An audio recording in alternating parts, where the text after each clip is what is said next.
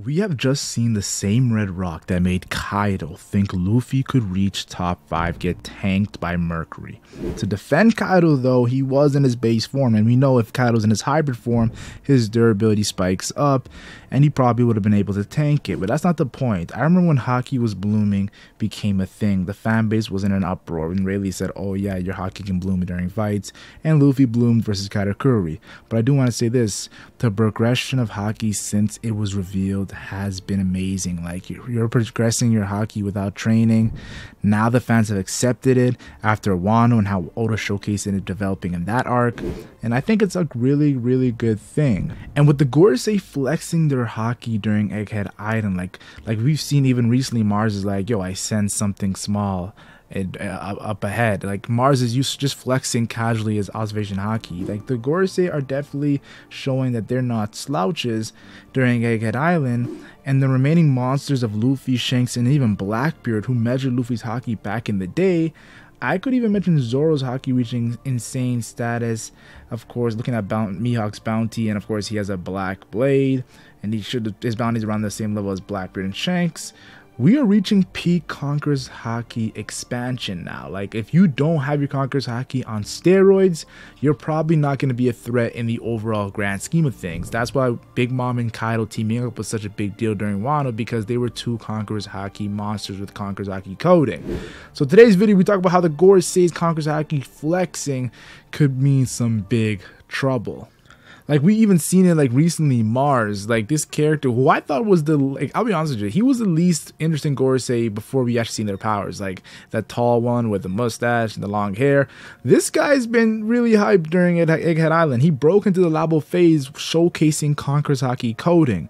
And that, to me, is always hype. Anytime someone uses Conqueror's Haki coding, I'm always hyped. So, Mars, you definitely get my respect. And we even get the confirmation when Jinbei says the Haki is unreal, and pretty much tells Zoro and Lucci their fight is over, let's move. That just shows you it's insane for Jinbei to say that, because Jinbei has said that in the past, and I'm going to talk about that in this video. But yeah, you got to give respect to respect. This dude, Jinbei, is a powerful fighter, so when he gives respect to, like, Mars there, I think it's really cool. And then there's Mercury. Mercury is one of my favorite Gorosei members in Egghead Island, because his Conqueror's Haki feat had Dory and Baragi shielding. Like, just his Conqueror's Haki scream had them shielding. And Luffy's scars fell off. That's insane. And Marines are just passing out. Like, this guy's Conqueror's Haki seemingly is the best Conqueror's Haki feat. Okay, you could say Mars was better, but I feel like this one was still crazy in my opinion. So Mercury is one of my favorite Gorosei members, because just him screaming at Conqueror's Haki definitely left an impact in the One Piece story. We also can mention Venus Haki'd up blade cutting up pacifistas.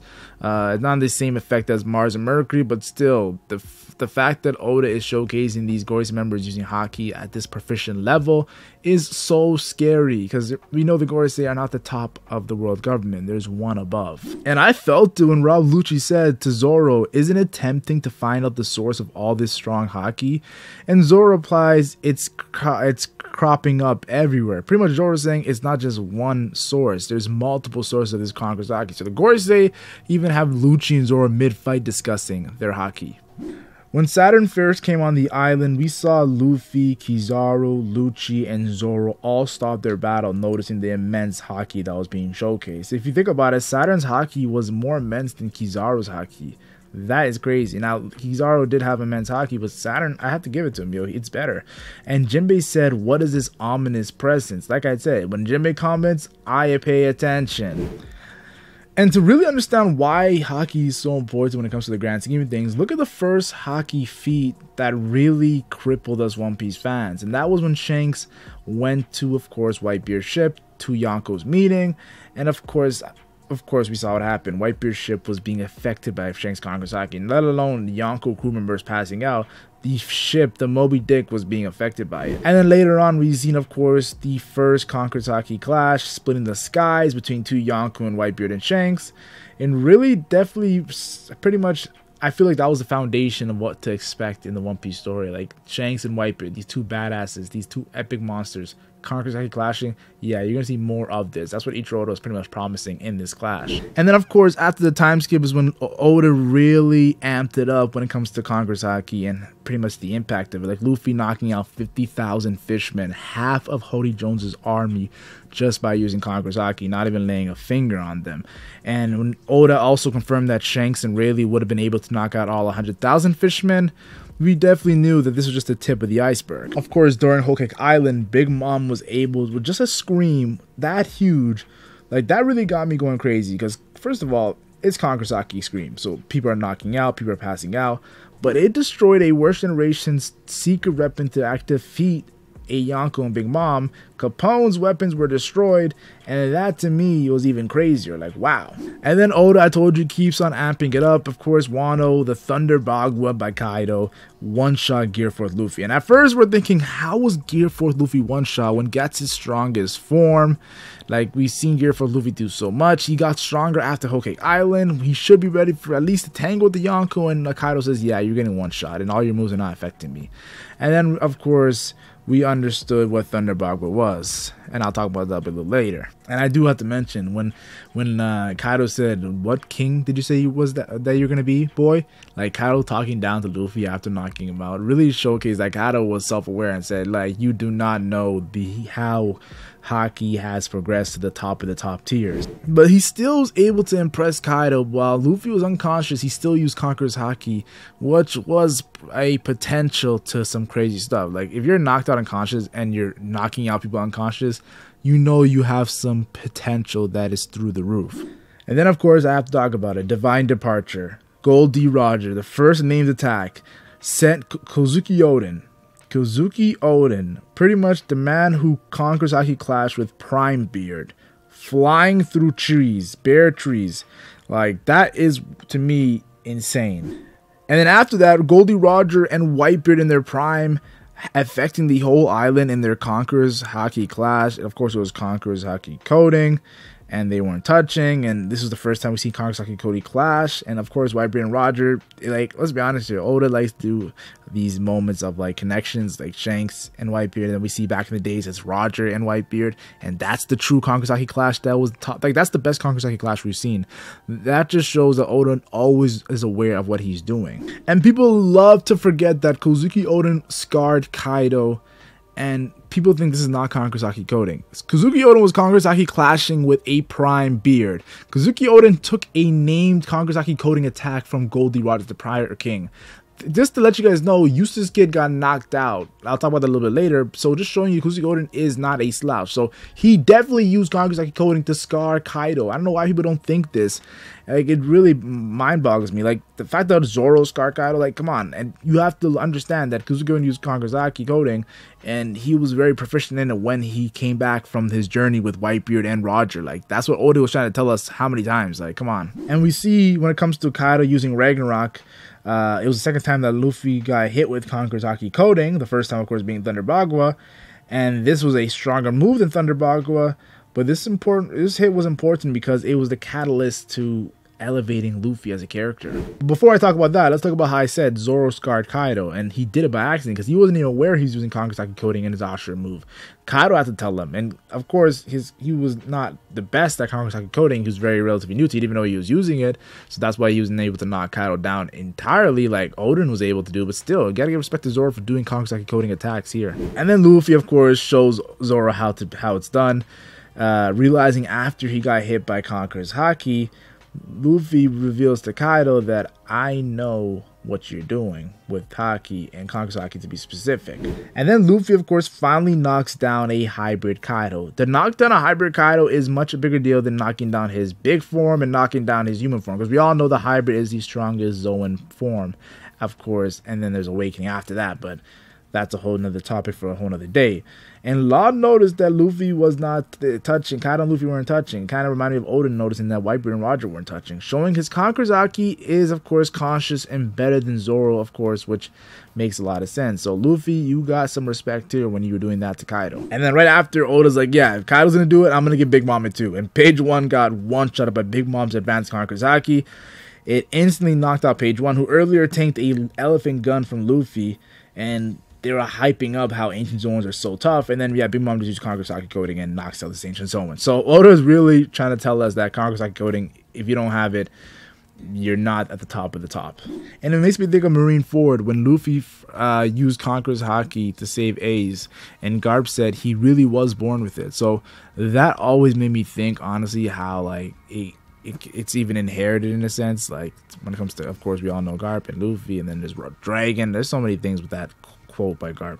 And I can even talk about how Yamato Conqueror's Haki was inherited from Kaido. Like when Yamato was younger, she used Conqueror's Haki, and it was inherited from Kaido. So that is pretty cool too. And I can also talk about how Big Mom's Haki feats were stolen by Usopp, of course. And people are like, yo, Big Mom never used Conqueror's Haki coding versus Kid in Law, but she used it against Page 1. Like, does that even make sense, guys? Like, obviously she used it against Kid in Law, just Oda wasn't showcasing her using it as much as when Kaido and Luffy were using it, because Kaido and Luffy was the main fight of the arc. When people are getting knocked out on different floors during the Onigashima arc, different floors, like Usopp is claiming Big Mom's Haki, it's on a different floor. That's because you have to understand that Big Mom is fighting near them, and Big Mom's using Conqueror's Haki coding. Like, why is she just randomly using Conqueror's Haki just to knock out Kaido's people? No, she's fighting with Conqueror's Haki, and people are getting knocked out just because they're near it. It's kind of like how it happened during Luffy and Kaido's battle when Luffy unlocked Gear 5th. Like, come on, guys. And then, of course, I talk about how King of Hell Zoro beat the Lunarian race king, and the only way he was able to beat this special Lunarian race, it's not even that King is an ancient Zoan. It's not even that, or he's a vice count to a Yonko. It's the fact that he's a Lunarian race. Like, that's the Seraphims are built upon. The only way Zoro's actually defeat him was King of Hell was being Conqueror's Haki coding using. Like, Oda is just always making us know that Conqueror's Haki coding takes you to the next level. And I mentioned earlier, like I said, yeah, Luffy just casually getting into his Gear 5th form and releasing all that Conqueror's Haki was just casually knocking out Kaido's fodder while he was fighting Kaido. Like, you guys understand, like, people saying Big Mom didn't use it, like, this is a prime example that, yeah, when you're using Conqueror's Haki coding, you will knock out fodder. And I loved it how Kaido, when fighting Luffy in his Gear 5th form, confirmed that he was coded with Armor Haki as well as Conqueror's Haki. So it's not just you use Armor Haki and you're not using Conqueror's Haki, or use Conqueror's Haki coding and you're not using Armor Haki. Luffy was doing it both at the same time fighting Kaido, showing you how Haki has layers to it, guys. It's like not just simple. And I loved how after, of course, you can say after Wano or after the Battle of Wano, Green Bull pulls up an Admiral, and we all know Admirals have been the most controversial position because it's in between the Vice Captain Yonko and a Yonko, and people think the Admirals can be Yonko level. So when Green Bull gets hit with a Conqueror's Haki coding attack from Yamato, who's Yamato's pretty proficient in it, and says, wow, such tough Haki, it's cool to see that an Admiral is able to tank Conqueror's Haki coding attacks. Like, they're the top of the Marines. You should be able to tank these Conqueror's Haki coding attacks, in my opinion. And then right after, though, Oda shows that Shanks' Conqueror's Haki, which is probably the best in the series right now, he does a Y-Fat Conqueror's Haki blast that pretty much freezes Green Bull, and even Shanks' crew is being knocked out. That shows you how much Conqueror's Haki Shanks is blasting out there. Definitely was interesting. Oda definitely is still saying the Yonkos are on top, though. And it's just confirmed by, let alone, again, the famous Jinbei. Jinbei's always confirming Haki feats and says this monstrous Haki being thrown around is crazy. Like, Jinbei is always hyping up these Conqueror's Haki feats. That's why you have to take his word seriously, guys. He's not just the helmsman of the Shroud Pirates. He's also the Haki verifier. And then, of course, we have to talk about, like I talked about earlier, Eustace Kid, Divine Departure. Even Killer got knocked out by that, and the Kid Pirates were getting knocked out unconscious. Like, yeah, Shanks, Conqueror's Haki, people, pretty much Oda is trying to say that it's comparable to Roger's. I'm not saying that Shanks is the same level as Conqueror's Haki going to Roger. I'm just saying Oda is showing it's comparable. The fact that he's using the same named attacks and doing immense damage to Kid, who, let's be honest here, it's not Kid's first time getting hit by Conqueror's Haki coding. Kaido hit Kid with Conqueror's Haki coding, and Big Mom hit Kid with Conqueror's Haki coding. It's that Shanks' Divine Departure was just this too much. And now some people say, well, his weapon did get exploded on him as well. But still, this is showing you the Shanks' Conqueror's Haki coding is on a different level to Kaido and Big Mom's, especially when that named attack got dropped. Speaking of Garp, let's talk about it, yo. The oldest guy to ever use Conqueror's Haki. Yes, it was not, of course, not named the Gorosei. It was Garp, yo. Garp with that Galaxy Impact using Conqueror's Haki coding on Blackbeard's Island. Yes, it definitely made Garp look pretty impressive as well, too. Well, you could say that Rayleigh also was one of the older guys to use Conqueror's Haki coding, but he didn't really fight with it. He just leaked it from his sword. It's pretty cool to see Garp and Rayleigh really showcase that they have Conqueror's Haki coding. It's just not, they're not in their prime level, guys. They're not at the same level as they were back in the day, so I like how Oda is demonstrating this all now. Like, Oda likes to demonstrate this. He hides it and then demonstrates it as soon as it gets revealed. In Wano, now everyone's showcasing what they have. And we gotta talk about Kizaru first taste of White Star Gun. So this is Luffy and Gear 50 using Kakusaki coding. Now, we're not too sure if Luffy and Snake Man was using Kakusaki coding against Kizaru, because Kizaru did say that you are capable of defeating Kaido when he fought Snake Man Luffy. But we know for sure that his Gear 4th form with White Star Gun, Kakusaki coding, probably with Aramaki coding as well, Luffy's going all out, left him unable to move for a bit, showing that the Admiral Kizaru, when faced with the Yonko's Kakusaki coding straight to his head top, couldn't move for a bit. That's just crazy. And you have to understand that Kaido, like, even though it was a different attack, when Kaido got hit by it, he got back up. Like, you know, like, he got back up when Kakusaki coding was getting hit by it many times. So I thought that was very, very cool.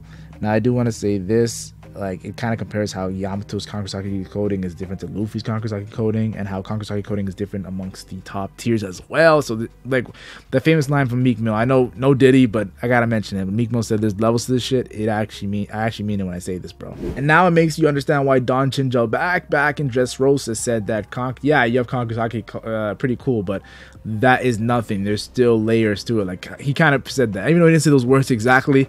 That's the vibe I was getting from Don Chinjo, pretty much telling Luffy that you're not special just because you're Kakusaki. There's so many guys of Kakusaki that are taking L's out here in the New World.